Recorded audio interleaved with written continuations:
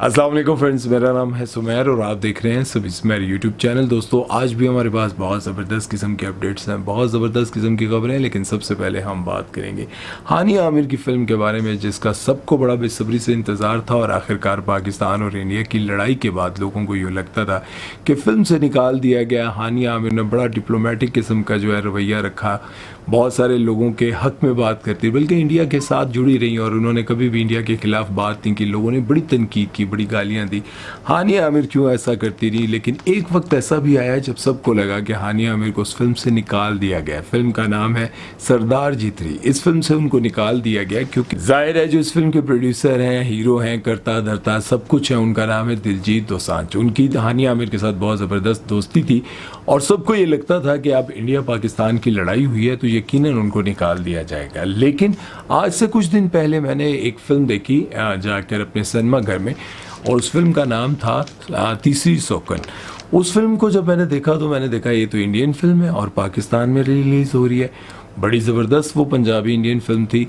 उस वक्त मुझे लगा कि पाकिस्तान जो है वो जितने हमारे सिख भाई दोस्त यार हैं उनके साथ कोई मुखालफत नहीं है, मुखालफत है तो इंडिया के जो हुक्मरान हैं, जो लोग हैं, उनके साथ है।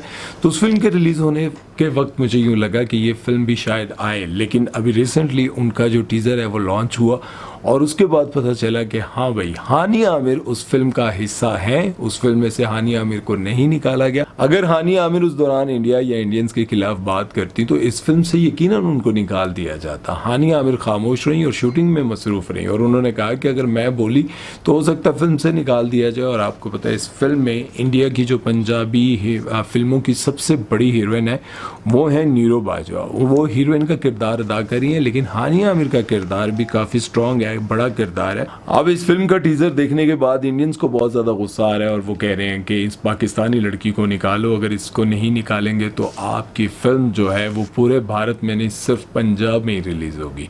क्योंकि भारत में अगर रिलीज़ होगी तो हम इंडियंस जो हैं वो पाकिस्तानी लड़की को फिल्म में नहीं देखना चाहते। जब तक अगर इस फिल्म में से अगर हानिया को नहीं निकालेंगे तो हम इस फिल्म को नहीं देखेंगे, बाइकआउट करेंगे। उनको बहुत गुस्सा आ रहा है। लगता ये है कि हानिया आमिर को तो ज़ाहिर है अब निकालेंगे नहीं, कि पूरी फिल्म में से हानिया को कैसे निकालें। ये कोई वो थोड़ा ही ड्रामा है कि जिस तरह से वो मावरा हुसैन की फिल्म में से सिर्फ पोस्टर से मावरा को निकाल दिया गया था, सनम तेरी कसम में से।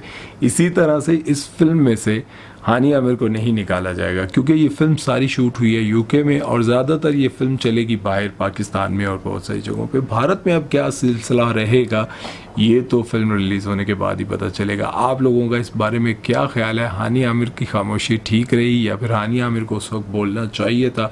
क्योंकि भारत में तो कोई ऐसा फ़नकार नहीं है जो खामोश रहा हो। कुछ है जो कहते थे कि लड़ाई झगड़ा फसाद, इसमें से कभी किसी को कुछ हासिल नहीं हुआ, सिर्फ बर्बादी ही मिली है। इस बारे में अब आप लोगों की क्या राय है कमेंट सेक्शन में ज़रूर बताइएगा। चलते हैं नेक्स्ट खबर की तरफ, बात करते हैं माजी की बहुत बड़ी हीरोइन और मॉडल जिया अली के बारे में।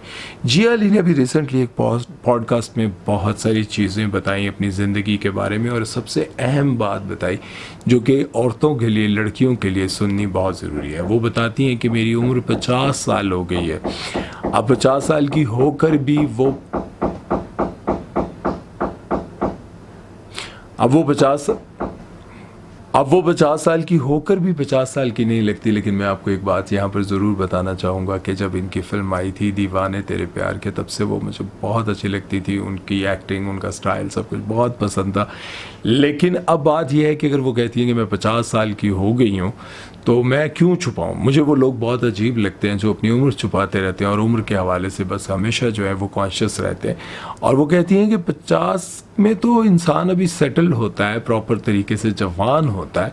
50 साल की उम्र में बंदे को क्या टेंशन है। असल सिटीज़न, मतलब जैसे वो आप सीनियर सिटीज़न जो होते हैं वो तो 60-70 साल की उम्र में होते हैं, उसके लिए भी अभी मेरे पास बड़ा टाइम है सीनियर सिटीज़न होने के लिए।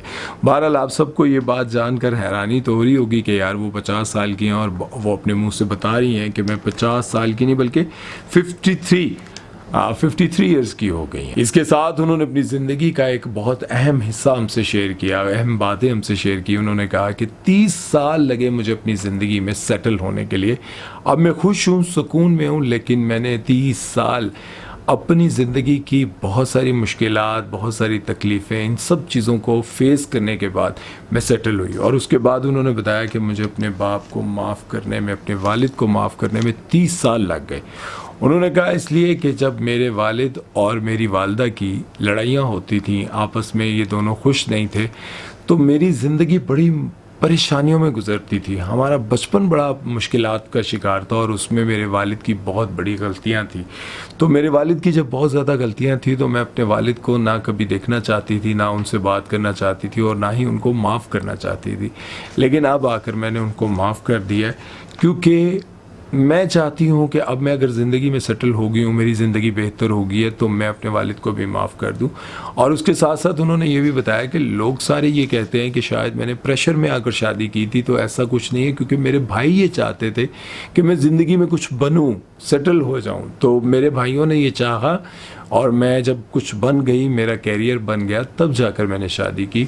मैंने लोगों के प्रेशर में आगे शादी नहीं की। बहरहाल अगर आपने जिया अली को देखा है किसी ड्रामे, फिल्म में, किसी भी जगह, तो आप लोग उनका कोई ड्रामा, कोई फिल्म ज़रूर लिखिएगा और आपको कैसी लगती थी उनकी एक्टिंग, ये सब कुछ आप लोग कमेंट सेक्शन में ज़रूर लिखिएगा। चलते हैं नेक्स्ट खबर की तरफ, वो बात करते हैं इकरा कमल के बारे में। इकरा कमल भी प्रेगनेंसी शूट करवाने से पीछे नहीं रही। और जैसा कि आप सभी को पता है कि ये प्रेगनेंसी शूट जो है ये सबसे पहले इंडिया में, बाहर तो होते रहे लेकिन पहले, उसके बाद इंडिया में जो है ना, इन्होंने स्टार्ट किया। और इंडिया में करीना कपूर, करिश्मा कपूर और जितनी भी बड़ी बड़ी एक्ट्रेस हैं, उन्होंने ये फ़ोटोशूट्स करवाने शुरू किए प्रेगनेंसी वाले।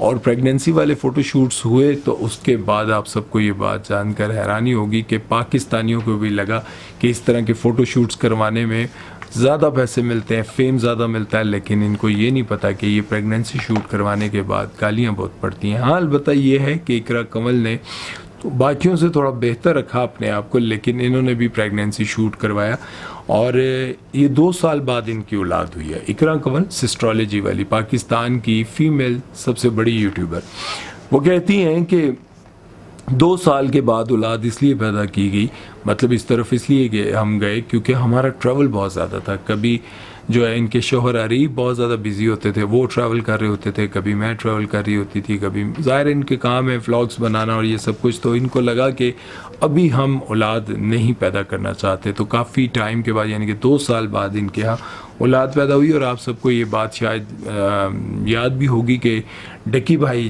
उन्होंने भी ये कहा था कि मैं अभी औलाद और बच्चों में नहीं पढ़ना चाहता क्योंकि मेरी लाइफ बहुत बिजी है और मैं औलाद पैदा करके अपने आने वाले बच्चे को ख्वार नहीं करना चाहता। मैं अभी ज़िंदगी जीना चाहता हूँ और अपने काम पर तवज्जो देना चाहता हूँ, बच्चों की तरफ नहीं जाना चाहता।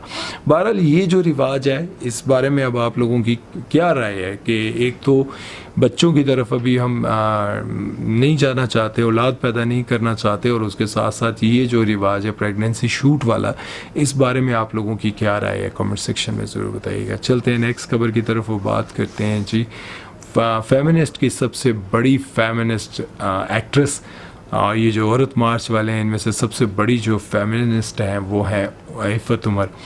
इफ़त उमर की बेटी जो है वो यूएस से पढ़ने गई और वहाँ उनको कोई गोरा पसंद आ गया। इफ़त उमर की बेटी ने एक गोरे के साथ शादी करने का फैसला किया तो इफ़त उमर ने उनको एक्सेप्ट कर लिया और साथ में ये भी कहा, यानी कि मंगनी के वक्त ये कहा कि ये मुझे बात बड़ी अजीब लगती है कि औलाद जवान हो जाए तो वो माँ बाप के हुक्म का इंतज़ार करें, माँ बाप इजाज़त दें तो वो किसी से शादी करें, माँ बाप इजाज़त ना दें तो वो शादी ना करें। ये रिवाज जो हैं वो मुझे बहुत बुरे लगते हैं और मैं कहती हूँ कि बच्चे जब जवान हो जाएं तो उनको अपनी मर्ज़ी से शादी कर लेनी चाहिए और वो ज़रूरी नहीं है कि वो जवान होने के बाद माँ बाप की खिदमत करें, बुढ़ापा आ जाए। हालांकि कुरान में है कि जब तुम्हारे माँ बाप या इन दोनों में से कोई एक बुढ़ापे में पहुंच जाए तो इनकी खिदमत करो जिस तरह से तुम्हारी इन्होंने बचपन में खिदमत की, और इनके आगे उफ तक ना करो। ये सब कुछ कुरान पाक में है, लेकिन इफ़त उमर कहती हैं कि ये ज़रूरी नहीं है कि वो खिदमत करें या फिर जो भी। बहरहाल बड़ा अजीब लगता है जब इफ़त उमर इस तरह की बातें करती हैं और वो कहती हैं कि खैर हम मेरी बेटी को हक हासिल है वो गोरे से शादी करें या फिर किसी से भी शादी करें। खैर देखिए ठीक है, मौलाना तारिक जमील साहब भी ये कहते हैं कि बच्चों ने शादी करनी होती है, उनकी पसंद नापसंद का ख्याल रखना चाहिए, लेकिन ये बयान देने के बच्चों को ज़रूरी नहीं है बच्चे खिदमत करें या बच्चे माँ बाप का ख्याल रखें। बच्चों का हक है कि वो माँ बाप का ख्याल रखें।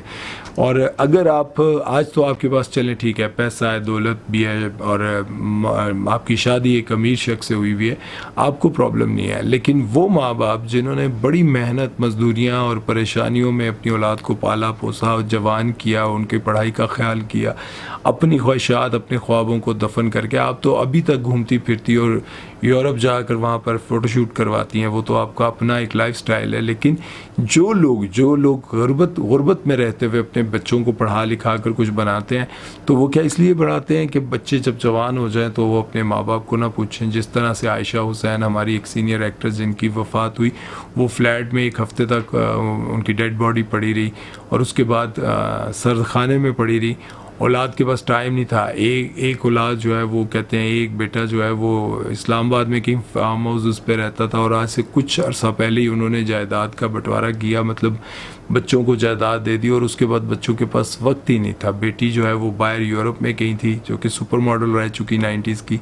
और ये सारी चीज़ें देखते हुए मुझे यूँ लगता है कि औलाद इंसान इसलिए नहीं मांगता कि जब बूढ़ा हो जाए तो एक कमरे में बंद वो उसकी डेथ हो जाए और बच्चे जो है उनका फ़ोन तक ना उठाते हो। तो ये सारी चीज़ें देखकर मुझे यूँ लगता है कि इंसान औलाद इसलिए मांगता है कि बुढ़ापे में उनका सहारा बन सके। बहरहाल इस बारे में अब आप लोगों की क्या राय है कमेंट सेक्शन में ज़रूर बताइएगा और अपना बहुत सारा ख्याल रखिएगा। आज तक के लिए इतना ही। उम्मीद है कि आज की खबरें, आज की बातें आप लोगों को पसंद आई होंगी। अपना ख्याल रखिएगा, दुआ में याद रखिएगा। अल्लाह हाफ़िज़।